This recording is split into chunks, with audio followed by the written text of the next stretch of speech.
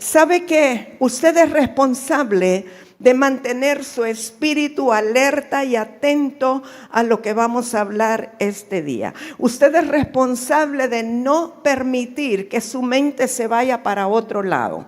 Así es que diga conmigo: Señor, en esta mañana me comprometo a mantenerme atento, a mantenerme alerta, a abrir mi espíritu a recibir tu palabra. Amén.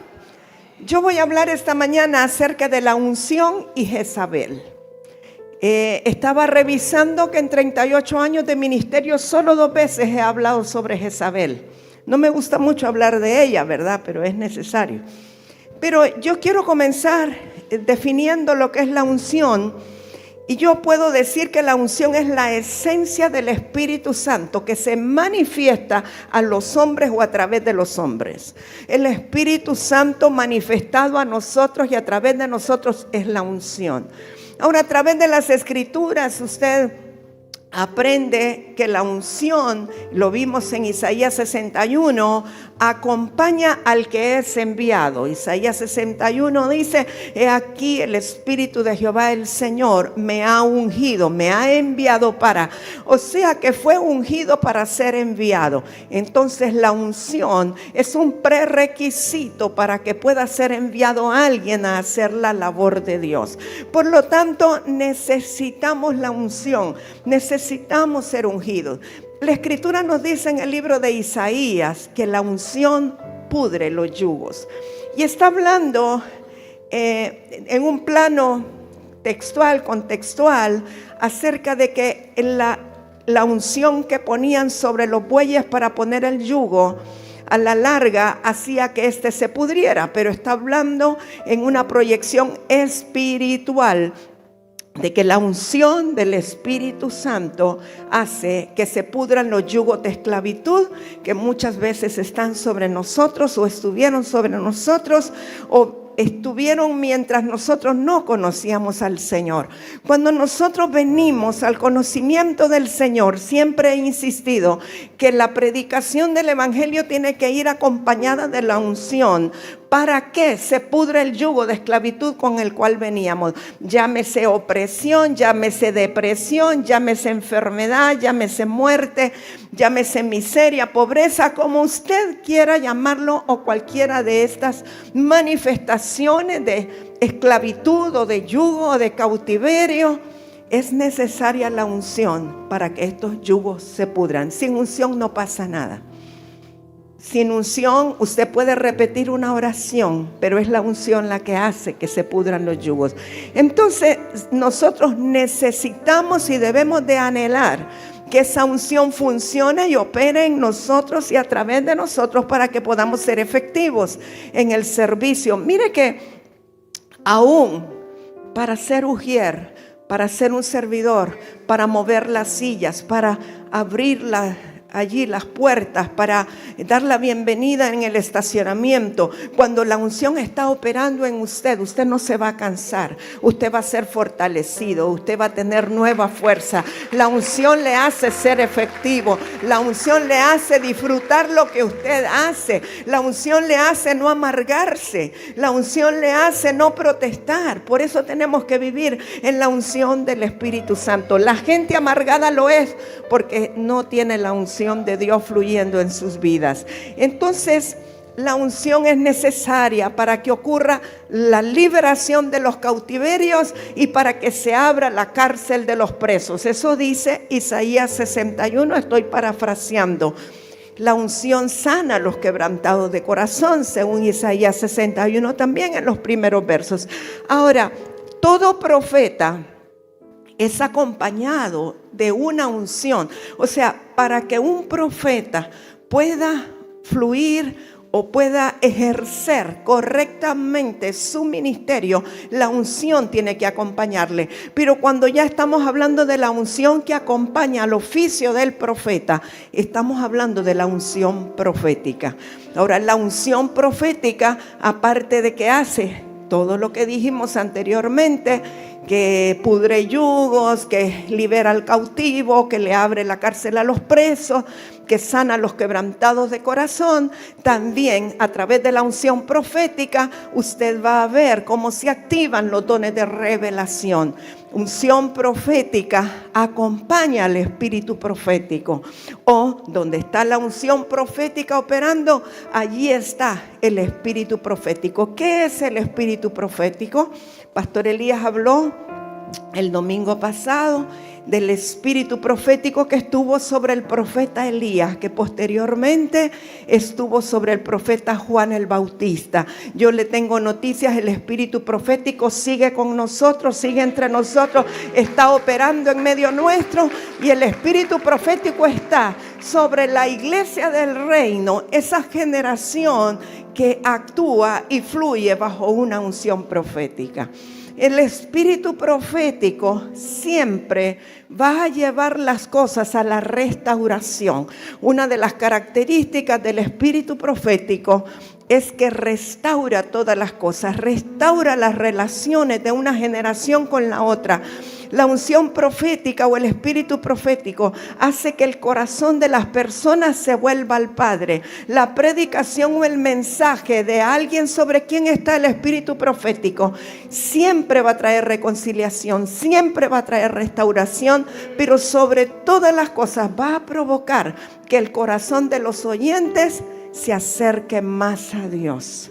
Usted reconoce cuando una verdadera unción profética está operando, porque el mensaje lo que dejó es que las personas ahora aman más al Señor, quieren servir más a Dios, están más apasionados por Dios, quedaron impregnados de Dios y quieren más de Dios. Eso es por causa de esa unción profética. Yo no sé usted, pero cuando hay alguien que está operando bajo el espíritu profético y la unción profética está fluyendo, pueden ser las 12 de la noche y no me da sueño. Pueden ser las 3 de la tarde y no me da hambre, porque la unción profética es como que te está llenando, te está fortaleciendo, te está haciendo sobrepasar de una manera sobrenatural todas las cosas naturales. Ahora, si el que está hablando no tiene ninguna unción profética ni unción alguna, uno está bostezando, está viendo el reloj, se quiere ir ya. Así es que esos son signos, ¿verdad?, de las cosas como son o cómo ocurre. Entonces, mis amados, el espíritu profético es la dimensión básica o la forma más básica de las dimensiones proféticas. Las dimensiones proféticas son básicamente el espíritu profético, que es la forma más básica. Luego están los dones de revelación, que es el segundo nivel, y luego el tercer nivel es el oficio del profeta. Pero el espíritu profético es la forma más básica. Y la Biblia nos habla del espíritu de Elías, que realmente es el espíritu profético, porque no era el espíritu humano de Elías, sino el Espíritu Santo que operó sobre Elías, que estuvo sobre Elías, y es el mismo Espíritu Santo que posteriormente nosotros vemos que está operando sobre Juan el Bautista. Cuando Jesús subió al monte de la transfiguración, que algunos creen que es el monte Tabor, pero aparentemente es el monte Hebrón, y Jesús se transfiguró, y aparece a un lado Moisés y al otro lado Elías. Y dice que Jesús estaba con una vestidura resplandeciente, sus ojos como llamas de fuego. Es como que hubiese en ese momento perdido el estuche natural, corporal, y lo que se estaba viendo era el Cristo glorificado, como se ve en Apocalipsis o como lo veremos un día. Es como que Él estaba ya, lo que vieron ellos es como si Él ya hubiese tenido un cuerpo glorificado. Y era tan tremenda la presencia y la unción que había, que Pedro dijo: hagamos enramadas para quedarnos aquí. Y Jesús le dijo algo así como: Pedro, estás hablando tonteras, cállate por favor, esto no es ¿verdad? No es para hacerlo eterno, esto es solo una probadita de lo que va a pasar. Entonces, claro, Pedro, que está viendo que se proyecta Moisés y Elías, lo que hoy llamarían un holograma, ¿verdad? Algo así más o menos. Entonces le dice, pero Jesús, tú dijiste que antes del fin de todas las cosas enviarías a Elías primero. Pedro está pensando, yo creo que ya es el fin del mundo porque está enviando a Elías primero. Pero Jesús le dice, Pedro, Elías ya vino y ustedes no lo quisieron recibir. Era Juan. Juan era el espíritu de Elías. Lo que Jesús está diciendo es, el espíritu profético es el que yo dije que iba a venir primero y es el que estuvo sobre Juan el Bautista cuando estuvo en la tierra. Pero al mismo tiempo es como que Jesús esté diciendo, pero el espíritu profético se queda, no se fue con Juan. El espíritu profético todavía tiene que operar sobre la tierra porque tiene que preparar a un pueblo para la segunda venida del Señor. Así es que Jesús allí declara que el espíritu de Elías, que realmente es el espíritu profético, espero que me esté captando bien, estuvo sobre Juan el Bautista. Pero como dice que lo enviará de nuevo antes del día de Jehová grande y terrible, lo dice el profeta Malaquías, entonces todavía está aquí en la tierra y está operando, porque el día de Jehová grande y terrible todavía no ha venido. Pero el espíritu profético sigue ministrando los corazones para que se vuelvan al Señor y para que haya reconciliación de padres a hijos, de hijos a padres y de todas las generaciones, como es el deseo del Señor, ¿verdad? Entonces, este está operando a través de una generación profética. Lo que quiero decirle es que el espíritu profético, al igual que en tiempos del profeta Elías y al igual que en tiempos del profeta Juan, sigue siendo perseguido hoy día. Porque el espíritu de Jezabel, que más que un espíritu es todo un conglomerado de espíritus, sigue todavía persiguiendo a los profetas. Porque el principal perseguidor del espíritu profético, del ministerio profético y de la unción profética es el espíritu de Jezabel. Ahora bien, nosotros sabemos, entendemos y escuchamos acerca del espíritu de Jezabel, y en nuestra mente lo ubicamos que este comenzó a funcionar después de que Jehú mató a Jezabel, y eso fue en tiempo del profeta Elías. Pero realmente, si nosotros vemos la descripción de todo lo que hace y cómo opera el espíritu de Jezabel, usted se dará cuenta que operó desde el huerto del Edén. Realmente no comenzó con Jezabel, la esposa de Acab, sino que comenzó en el huerto del Edén. Ahora, tanto en el Antiguo Testamento como en el Nuevo Testamento, Jezabel es una malvada influencia de Satanás, opera a través de espíritus inmundos, y su modus operandi es el control y la manipulación. Este espíritu continúa buscando varones o mujeres. No porque tenga nombre femenino el espíritu va a operar solo a través de mujeres. También opera a través de varones. Entonces, porque el espíritu no tiene género. Y este espíritu o este conjunto de espíritus va a operar o va a influenciar a quien pueda, dentro de la iglesia, fuera de la iglesia, a quienes tengan autoridad. Ahora, el principal objetivo del espíritu de Jezabel es derribar lo profético y además se opone a toda forma de autoridad. Si nosotros vemos en el huerto del Edén, ¿qué fue lo que ocurrió? Adán obedeció la voz de la mujer en vez de obedecer la voz de Dios.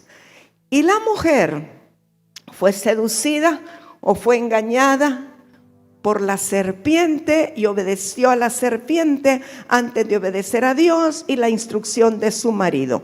Entonces nosotros vemos que cuando Adán le cree a la mujer o Adán sigue las instrucciones de la mujer y obedece para comer el fruto del árbol de la ciencia del bien y del mal, él cae en idolatría porque él se está rindiendo a su mujer en vez de rendirse a Dios.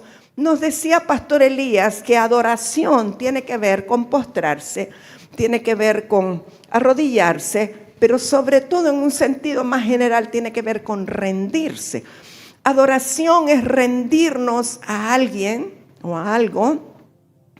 Adoración en un sentido más amplio tiene que ver con obedecer, tiene que ver con obediencia, pero también tiene que ver con rendirle culto a algo, a alguien. Este varón, en lugar de rendirse a Dios, se rindió a su mujer. Ahora, ¿por qué la mujer fue engañada por la serpiente? Fíjese que la serpiente lo que usó fueron los sentidos naturales de la mujer.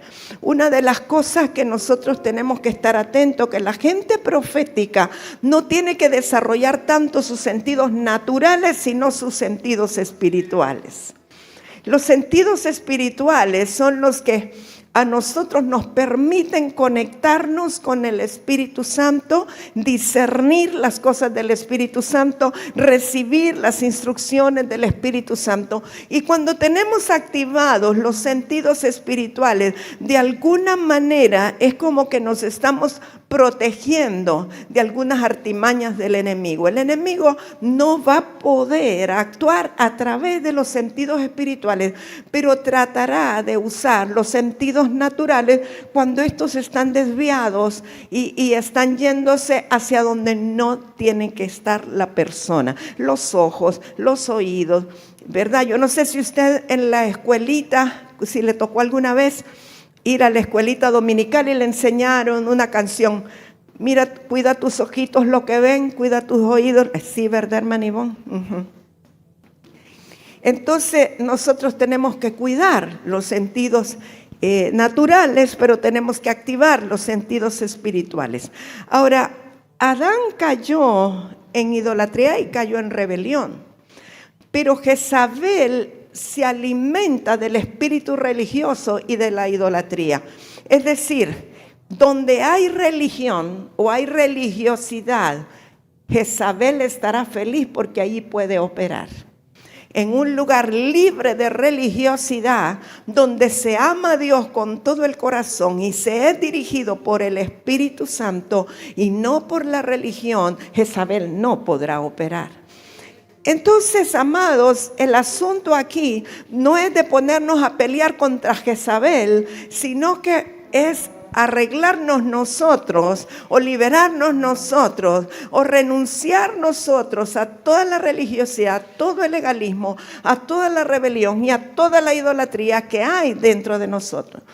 Yo meditaba que de alguna manera cada uno de nosotros en su interior tiene algo que se opone a lo profético o hay algo que se opone a la libertad del Espíritu o hay algo que se opone a la unción profética o el espíritu profético. ¿Por qué? Porque muchos de nosotros hemos pasado por una formación académica muy fuerte, hemos pasado aún por disciplinas muy férreas en nuestra propia casa, en donde nos enseñaron que las cosas tienen que ser así, tienen que ser ordenadas, hay que ser respetuosos, etcétera, etcétera.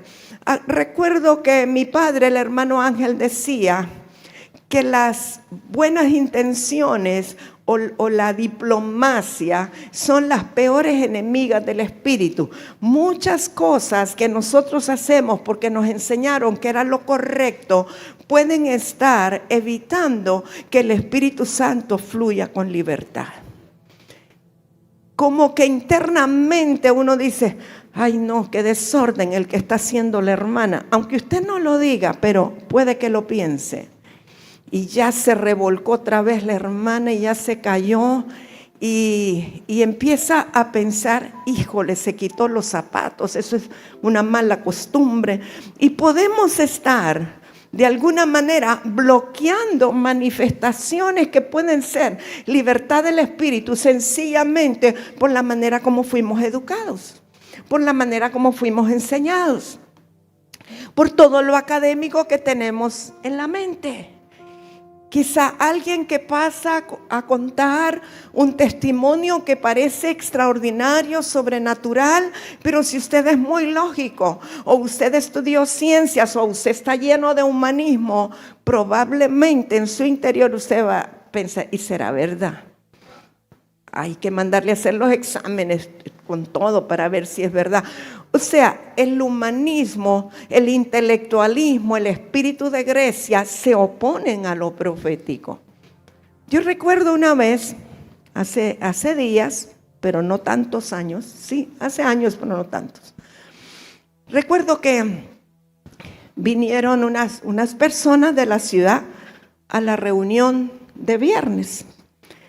Y eran los dos profesionales muy conocidos en la ciudad.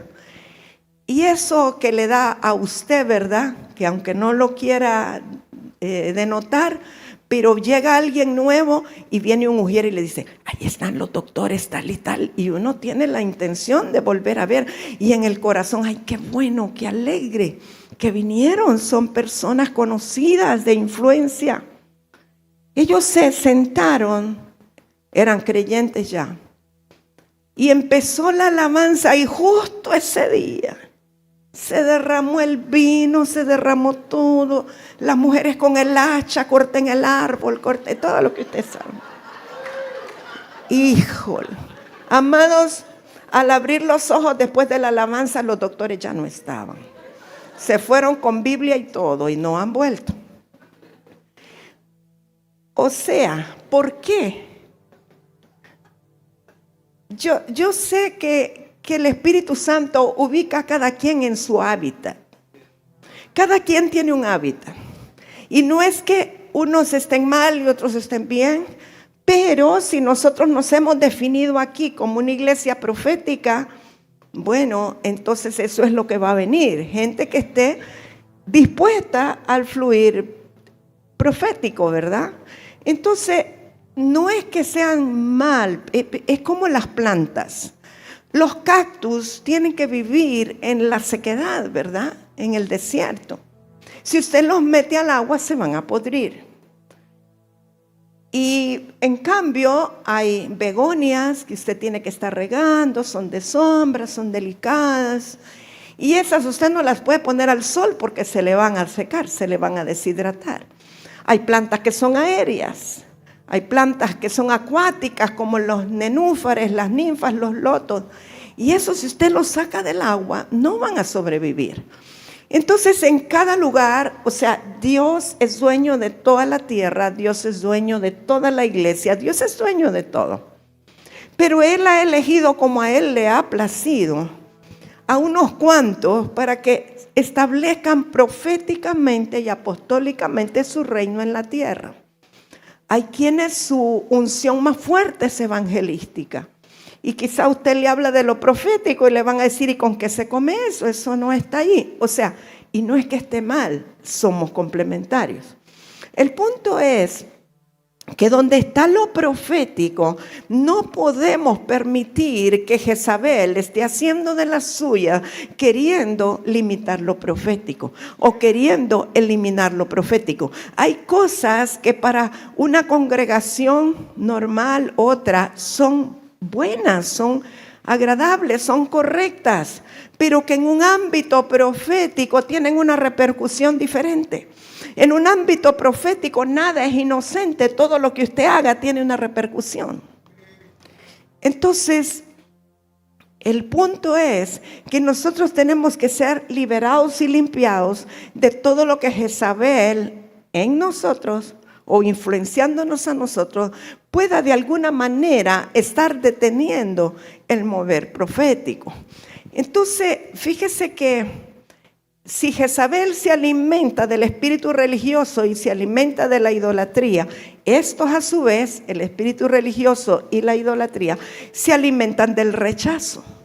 La gente religiosa normalmente es gente que padeció una herida de rechazo y encuentran su refugio en la religiosidad. ¿Por qué? Bueno, en el huerto de Edén, cuando la mujer fue engañada por la serpiente y esta a su vez sedujo al marido, la mujer sedujo al marido. ¿Y sabe qué fue lo primero que ocurrió? Bueno, se abrieron sus ojos espirituales al ámbito del mal, de las tinieblas, y se dieron cuenta que estaban desnudos, tenían añales de estar desnudos, nunca se habían dado cuenta, no habían sido afectados, no les había molestado, pero ahora que sus ojos están abiertos a las tinieblas, se dan cuenta, se sienten mal, y dice la Escritura que lo primero que experimentaron fue miedo. ¿Miedo a qué? Al castigo. ¿Por qué? Porque no veían a Dios como un Padre bueno, sino que lo veían como un creador castigador, que los iba a castigar por cuanto habían desobedecido la instrucción. ¿Y qué hicieron? Se fueron a esconder. El Hijo de Dios, con una verdadera paternidad, no se esconde cuando hace mal, más bien se expone para decirle a Dios: hice mal, aquí estoy, corrígeme, dame otra oportunidad. Pero el huérfano tiene miedo al castigo y lo que hace es esconderse. Y cuando Dios llega y le dice: Adán, ¿dónde estás? ¿Qué fue lo que ellos hicieron para presentarse delante de Dios? Se costuraron unos delantales con hojas de higuera, y lo que estaban pretendiendo era ocultar su desnudez o aquello que les causaba vergüenza. Cuando de Dios nosotros no podemos escondernos, no hay nada que podamos esconder de Dios. Las cosas que nosotros hacemos en oculto, aunque nadie las sepa, aunque el pastor no lo sepa, aunque su padre no lo sepa, Dios sí lo sabe. No podemos esconder nada delante de Él. Entonces las hojas de higuera representan la religión o la religiosidad que nosotros a veces manifestamos para cubrirnos y evitar el castigo. ¿Qué puede ser religiosidad en nuestro tiempo o actualmente? Aún uno se puede cubrir con el servicio si la intención no es la correcta. Con alabar supuestamente estamos elevados, pero tal vez estamos cubriendo algo en el corazón. O sea, el corazón solo Dios lo conoce. Nosotros no podemos saber qué es lo que está dentro, a no ser que el Espíritu Santo lo muestre o lo revele. Religiosidad puede tener que ver con una costumbre de hacer cosas para Dios, como para recibir la aceptación de Dios, cuando realmente ya somos aceptos en el amado. Y hay muchas cosas que obviamente hoy no es tanto el tema, pero en ese momento, ese varón y esa mujer recibieron una herida de rechazo, como el Padre nos va a castigar. Tengo vergüenza, tengo miedo, mejor me escondo. Ahí comienza el rechazo, en el huerto. Ahora, en la persona se activa el rechazo si ha recibido abandono de sus padres, si ha recibido rechazo de sus propios padres biológicos, o la pérdida de un ser querido que estaba en autoridad. Ahora, Jezabel busca personas débiles para manipularlas, como Acab. El espíritu de Acab es aquel que caracteriza a una persona débil que puede ser manejada fácilmente por el espíritu de Jezabel. Entonces, el espíritu religioso, dije, tiene su origen en el huerto del Edén. El espíritu religioso se alimenta del árbol de la ciencia del bien y del mal, ¿verdad? No se alimenta del árbol de la vida. Y está fundamentado el espíritu religioso en el miedo, que fue lo que ellos sintieron, en el rechazo, en la vergüenza, en la culpa, en la orfandad, el orgullo, el humanismo. Pero el espíritu de religión o religioso siempre va de la mano con el fariseísmo o con el legalismo. ¿Cómo así? Que cubrimos nuestras faltas diciendo: pero yo hice tal cosa, pero yo cumplo con tal otra, pero yo ayuno todas las semanas, pero yo me he leído la Biblia 3 veces, pero yo, eso es fariseísmo y legalismo. Y eso va de la mano con la religiosidad, pero eso hace que seamos presas de Jezabel. Nosotros tenemos que estar transparentes delante del Señor y mostrando aquello en lo cual hemos fallado, sin temor al castigo. El espíritu de Jezabel es intolerante, es inflexible, y una de las características del espíritu de Jezabel es que solo él o ella está en lo correcto. Cuando usted ve a alguien que dice solo nosotros tenemos la razón, ojo, ya ahí ya hay error, porque nadie puede decir o pretender que solo él o ella están en lo correcto. Estamos mal. Ahora, ¿cuál es el mejor antídoto? Porque claro, tenemos que combatir, pero también tenemos que prevenir. Creo que es más importante prevenir que combatir. ¿Cuál es el antídoto o cuál es la vacuna o la prevención para que Jezabel pueda hacer de las suyas con nosotros? Número 1, la revelación de la paternidad de Dios, y número 2, la gracia de Cristo manifestada en nosotros. Porque donde opera la gracia, la religión no puede penetrar, porque nosotros entendemos que todo es por la gracia del Señor, todo lo hizo el Señor, no somos nosotros, es el Señor nuestro Dios. Quiero mencionarle algunas, no están todas, pero algunas de las características de la falta de la revelación de la paternidad de Dios. Porque dije que la paternidad de Dios revelada, porque eso no se puede enseñar teológicamente, solo se nos puede revelar por el Espíritu Santo.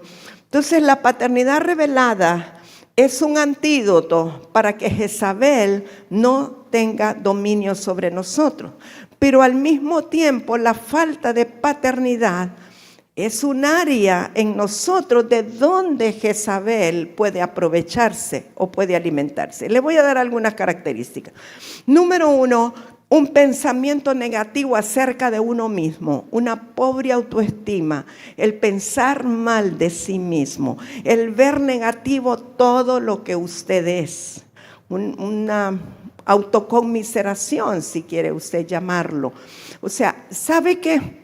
Muchos de nosotros veníamos de ahí, de una pobre autoestima, de un mal concepto de nosotros mismos, de vernos mal, vernos negativos. Y toda la gente puede estarnos viendo, wow, qué inteligente, ve qué bonita. Y uno sintiéndose el más tonto del universo, el más feo de todo el mundo. Y todo eso puede venir por ausencia de la manifestación de amor de nuestros papás biológicos, ¿verdad? Pero también es algo que viene desde el huerto. Entonces, cuando Cristo se vuelve el centro de nuestra vida y el Espíritu Santo nos revela que Dios es nuestro Padre, eso empieza a cambiar. Comenzamos a vernos de una manera diferente, aún en el espejo ya nos vemos de una manera diferente. Y las cosas que antes nos parecían negativas o nos parecían errores de nosotros, ahora lo vemos como una bendición. Yo recuerdo en mi vida, antes de venir al Señor, yo veía todo mal, todo negativo. O sea, de hecho, siempre hacía comparaciones denigrantes de mi propia persona. Y yo decía, soy como un gato, tengo un ojo de un color y otro de otro. Solo a los gatos les pasa eso, se llama mosaico. Y decía, soy como un simio, yo creo que sí descendemos del mono porque mis brazos son más largos que los demás. No me vaya a quedar viendo, pero es verdad. Me va a empezar a medir ahí. Y yo creo que yo debía haber sido caballo, tengo un frenillo y todas las cosas, no tengo lóbulo en la oreja, tengo todas las cosas yo las exacerbaba, todo era negativo. Y me miraba como lo peor del mundo, ¿verdad? Decía un maestro mío de filosofía, qué lindo, cómo tiene sentido común. Le decía a mi mamá, ese es el menos común que tiene. Entonces yo me lo creí, no, yo no tengo sentido común. Y todas tal vez palabras que tú captaste de tus padres, de tus abuelos, de tus maestros, te hicieron verte mal, verte defectuoso. Uy, ¿por qué soy zurda? La única en un mundo de derechos. ¿Cómo he sufrido? ¡Qué barbaridad! Y así, todo era negativo. Pero el Señor comienza a verte a que te veas como Él te ve. Que eres una creación hermosa del Señor. En el Señor no hay normas de que esto es bonito y esto es feo. Porque, mire, el modelo de belleza en África es muy diferente al modelo de belleza en Estados Unidos. Pero el Señor te enseña a verte como Él te ve. Dicen cuenta, le voy a contar una anécdota para que se ría un poquito. Llegó un americano, empresario, él quería personas del África para traerlos a trabajar a Estados Unidos a hacer trabajos fuertes, trabajos pesados, ¿verdad? Pero resulta que cuando llega allá le dice al jefe de la tribu que él quiere comprar algunas de las esclavas para traerlas a Estados Unidos. Entonces le ponen a desfilar varias, ¿verdad? Varias mujeres del África. Y entonces mira, este americano mira una africana así grande y él dice, esta me sirve para los trabajos que quiero que haga.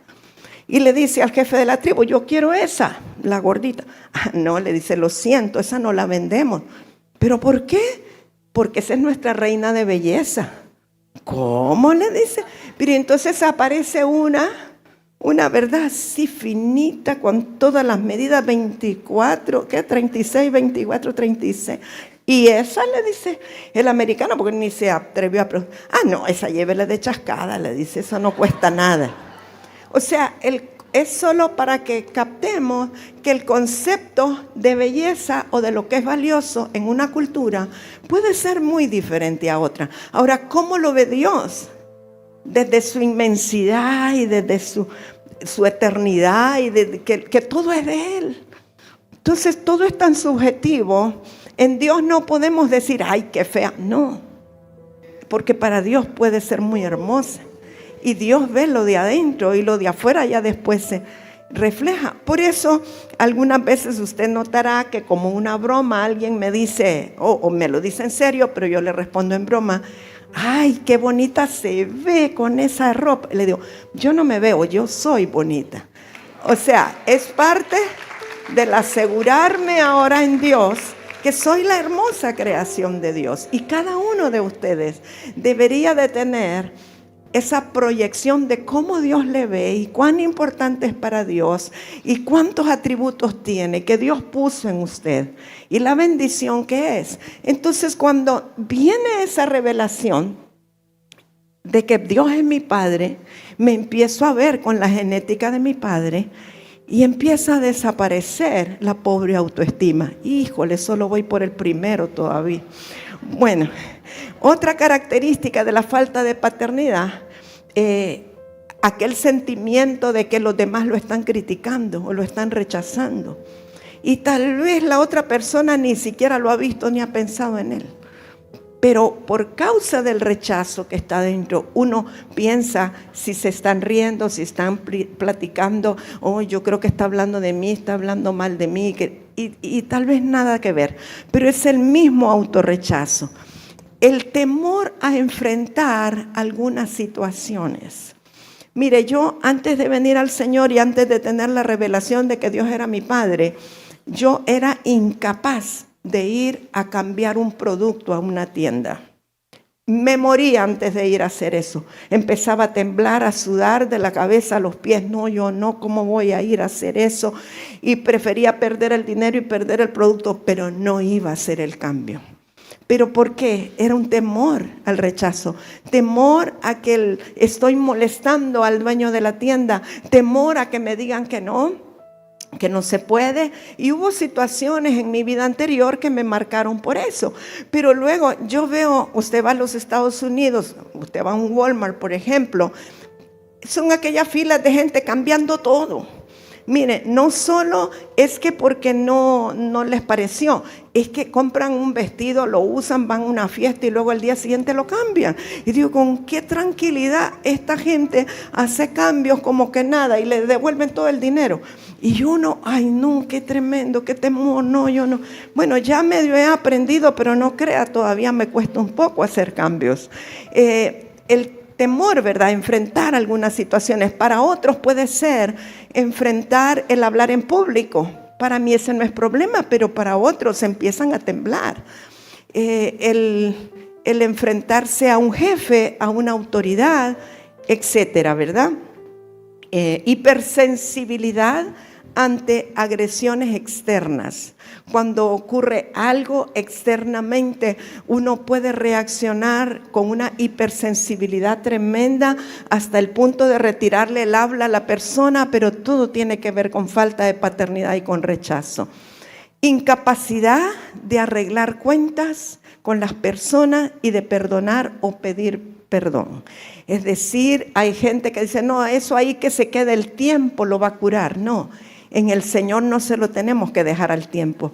Tenemos que enfrentar la situación, arreglar cuentas, pedir perdón y perdonar a la mayor brevedad.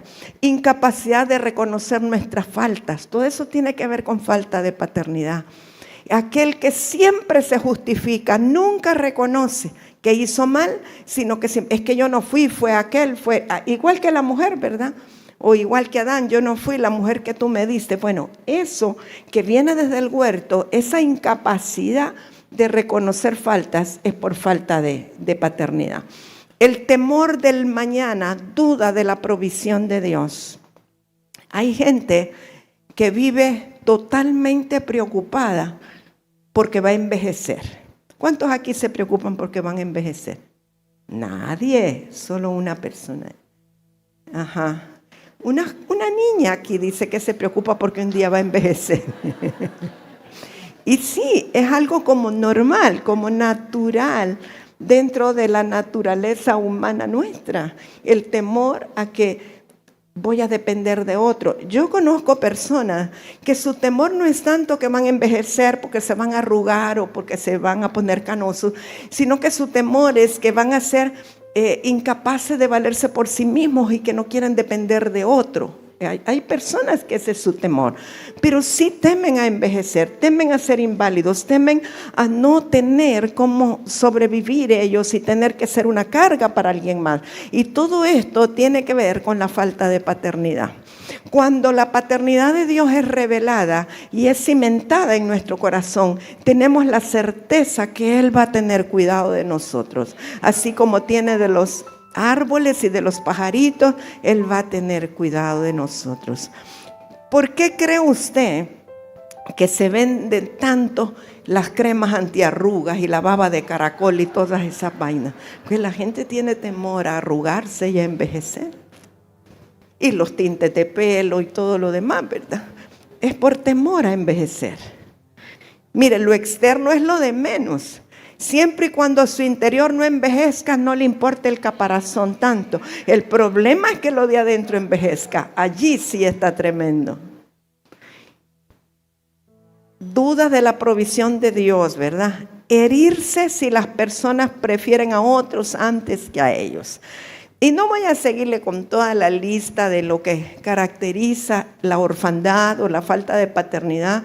Quiero entrar un poquito a lo de Jezabel, y ahí sí voy a pedirle, no sé si es Emily la que está, sí. Primera de Reyes, capítulo 16, vamos a leer verso 29 al 32, y creo que yo tengo aquí Reina Valera 1960, y ya la tenemos aquí. Dice, comenzó a reinar Acab, hijo de Omri, sobre Israel, el año 38 de Asa, rey de Judá. Y reinó Acab, hijo de Omri, sobre Israel en Samaria 22 años. Y Acab, hijo de Omri, hizo lo malo ante los ojos de Jehová, más que todos los que reinaron antes de él, porque le fue ligera cosa andar en los pecados de Jeroboam, hijo de Nabat. Y, fíjese de aquí en adelante, tomó por mujer a Jezabel, hija de Edbaal, rey de los Sidonios, y fue y sirvió a Baal y lo adoró. E hizo altar a Baal en el templo de Baal que él edificó en Samaria. Fíjese que originalmente se llamaba Sidonio solo a los que eran oriundos de Sidón, pero luego se usó en forma general para todos los habitantes de Fenicia, que eran Tiro, Sidón y Cartago, si no me equivoco. Ahora, el padre de Jezabel, Edbaal, era rey de Tiro, entonces por eso decían que era Sidonio. Pero ellos eran adoradores de Júpiter y también de la naturaleza, o sea, eran panteístas, eran idólatras, adoraban a otros dioses. Ellos eran conocidos como símbolo de perfidia y de idolatría.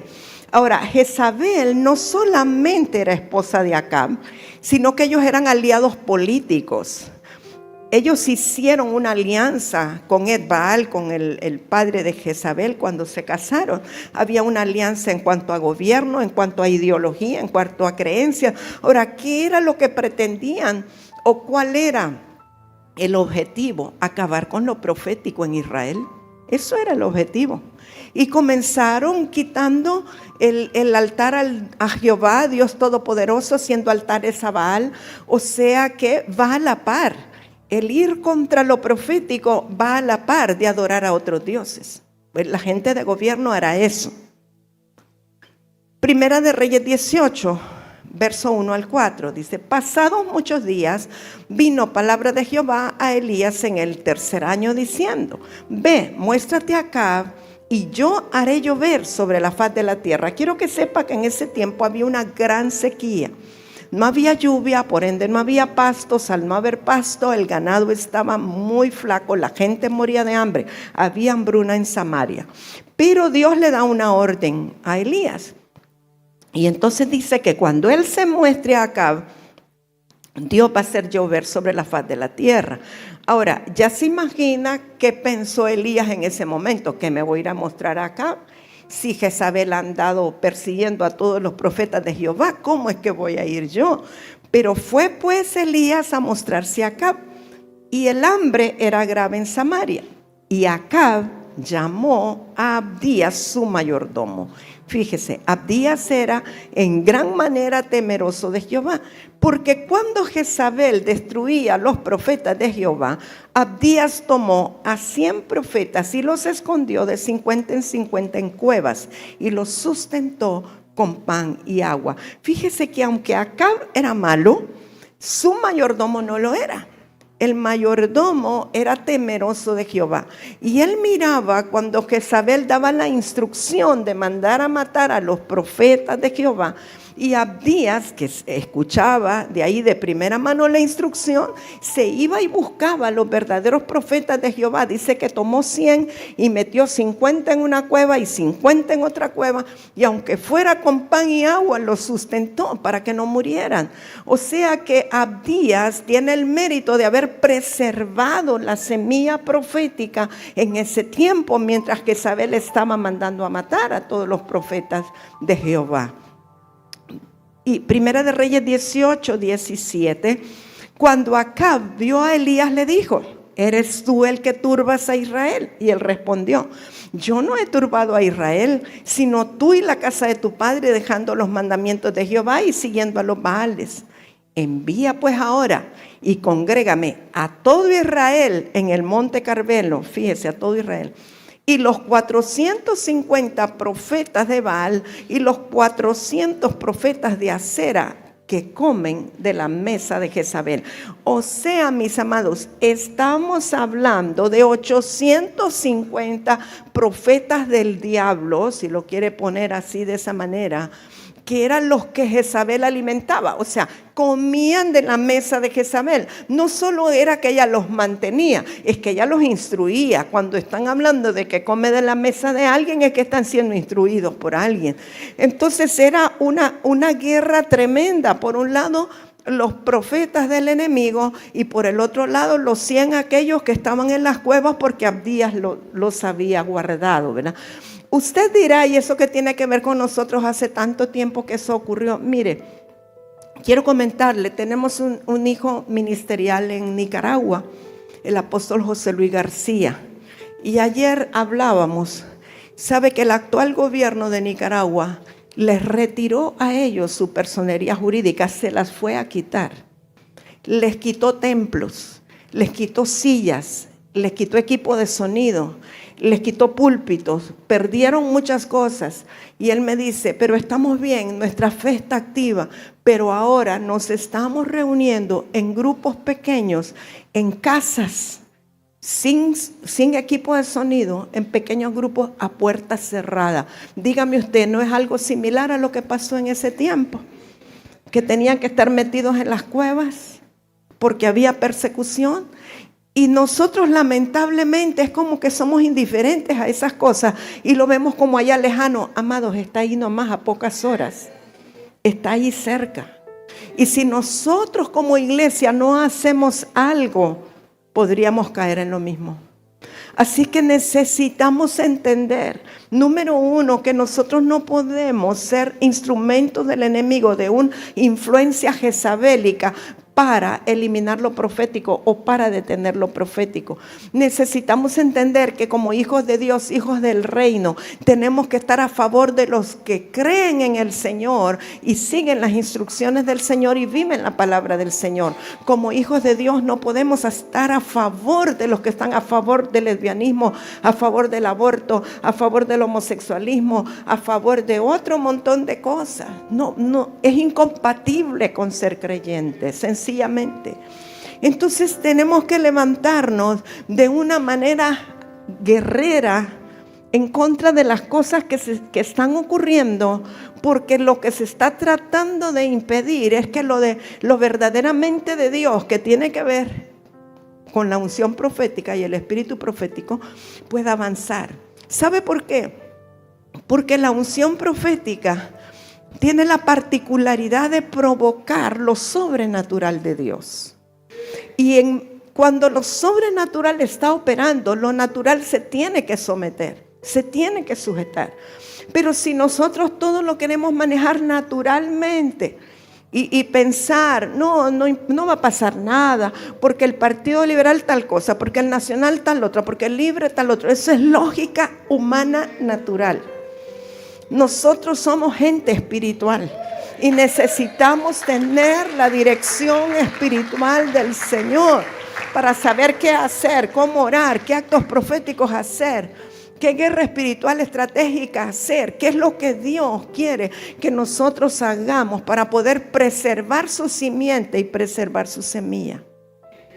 No lo veamos como algo tan lejano. Primera de Reyes 18:36, cuando llegó la hora de ofrecer el holocausto. No voy a hablar tanto de los detalles del enfrentamiento porque no llegamos. Se acercó el profeta Elías y dijo: Jehová, Dios de Abraham, Isaac y de Israel, sea hoy manifiesto que tú eres Dios en Israel y que yo soy tu siervo y que por mandato tuyo he hecho todas estas cosas. Respóndeme, Jehová, respóndeme, para que conozca este pueblo que tú, oh Jehová, eres el Dios. No eres Dios, eres el Dios o el único Dios, si quiere decir, y que tú vuelves a ti el corazón de ellos. Amados, aunque Jezabel murió bajo la espada de Jehú, que era rey, sus hechos dieron origen a esta potestad demoníaca que lleva su nombre. Ella quiso cortar la cabeza de Elías, pero no pudo. Entonces, ese mismo demonio jezabélico, al no lograrlo, operó a través de Salomé, la que bailaba, ¿verdad? La hija de Herodías, y pidió la cabeza de Juan el Bautista. O sea, no cortó la cabeza de Elías, pero cortó la cabeza de Juan. Y yo creo que así como estaba el espíritu profético, ¿verdad?, sobre Elías, sobre Juan, y está hoy también, creo que Jezabel sigue pidiendo la cabeza de los verdaderos profetas. Hay cosas que nosotros no logramos entender. Mire, hace muchos años, cuando mi hijo Oscar no se había casado con su esposa Yonalana, él estaba enamorado de alguien, no voy a dar muchos detalles, era una muchacha que danzaba, era parte de un ministerio cristiano, pero yo no tenía paz, yo no tenía tranquilidad. Y no es que uno no quiera que se casen, es que tenemos la responsabilidad de velar por el llamamiento de nuestros hijos. Y yo lo miraba a él hacía las mismas cosas que hacía siempre, subía a la torre, tocaba, oraba, pero cada día lo veía con menos vida espiritual. Lo miraba hasta pálido. Y la muchacha no estaba aquí, estaba en otro país.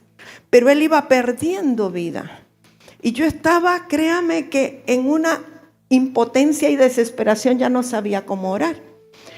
Y fuimos a Venezuela a una misión. Y de regreso, Rigo y yo nos quedamos en Costa Rica. Pastor Remo y Pastora Yonalana se vinieron, pero Rigo y yo nos quedamos en Costa Rica. Y llegó a verme un profeta de Dios. Y lo primero que me dijo fue: Jezabel está pidiendo la cabeza de tu hijo, el profeta. Así, él no sabía nada. Entonces, a veces creemos que tiene que haber una confrontación así, como bien evidente, como alguien que diga: yo soy Jezabel, él es Acab. No. Tenemos que discernir, tenemos que activarnos espiritualmente para discernir lo que está pasando. No basta con que la persona con la que anda su hijo o su hija se vea que es buena gente. No es eso. Puede ser muy educado, muy buena gente, pero en el espíritu, ¿qué? Porque aún los matrimonios equivocados pueden derribar un llamamiento. Y sobre todo los profetas, ¿cierto, profeta Mario? Entonces, esa experiencia la viví. Y yo dije: aquí me tengo que armar, pero Jezabel no se va a ir con la suya. Y por eso, en el último tiempo, yo a Oscar lo llamo profeta Oscar, no le digo apóstol, le digo profeta, porque sé que su primer llamamiento es profético y que es importante que él lo ejerza y que él se active en ello. Porque es necesario en este tiempo. Es urgente que lo profético se levante en este tiempo, amados. Entonces, una de las cosas que pasa con la gente que es influenciada por Jezabel, ¿sabe que le impide a las personas este espíritu mantener buenas relaciones con sus parientes, con sus familiares, con sus padres, con su madre? No pueden mantener una relación saludable y sometida con sus padres espirituales o ministeriales porque tienen un espíritu de independencia. Yo lo hago a mi manera, yo lo hago a lo mío, yo tengo mis propios eventos, yo tengo mis propias cosas, yo también pienso, yo también puedo hacer, porque son incapaces de someterse a la unción o a la autoridad que Dios les ha puesto. Y pueden haber muchas excusas con las cuales la persona diga, pero dije que Jezabel, su modus operandi es la manipulación y el control. Y sabe que la manipulación y el control se pueden disfrazar de excelencia. Puede decir: no, es que queremos todo excelente, todo lo mejor para el Señor. Pero la idolatría, a su vez, es una forma de rebelión. Es como: yo no me rindo a Dios, sino que a esto otro. Y alguien puede tener una rebelión contra lo que es verdaderamente espiritual porque admira algo que tiene forma pero no es espiritual. No sé si me doy a entender.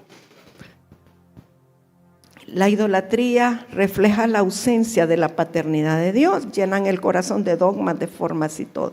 Primera de Samuel 5:23. Quiero que usted medite muy bien en esto. Dios no ve la diferencia entre un rebelde y un adivino, pero tampoco ve la diferencia entre un obstinado y un idólatra. O sea, para Dios, el pecado de rebelión es como un pecado de ocultismo o de adivinación. Pero también el que es obstinado y terco, para Dios es como que fuera un idólatra. Así de sencillo. Primera de Samuel 15:23. Porque como pecado de adivinación es la rebelión, y como ídolos e idolatría es la obstinación. Ahora, fíjese que el rebelde dice: no, yo no lo hago. Pero el obstinado dice: lo hago, pero a mi manera. Le quito y le pongo y lo hago como yo quiero. Pero para Dios eso es idolatría. ¡Qué tremendo!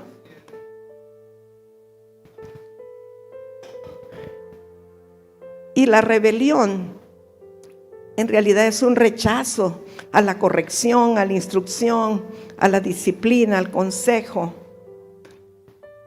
Y se ve manifestado en actitudes, por ejemplo, de los hijos hacia los padres, de las mujeres hacia los maridos, o sea, aborrece toda forma de autoridad, de los empleados hacia sus jefes, las ovejas con sus pastores, y los ministros con sus padres ministeriales, allí se refleja que Jezabel está operando.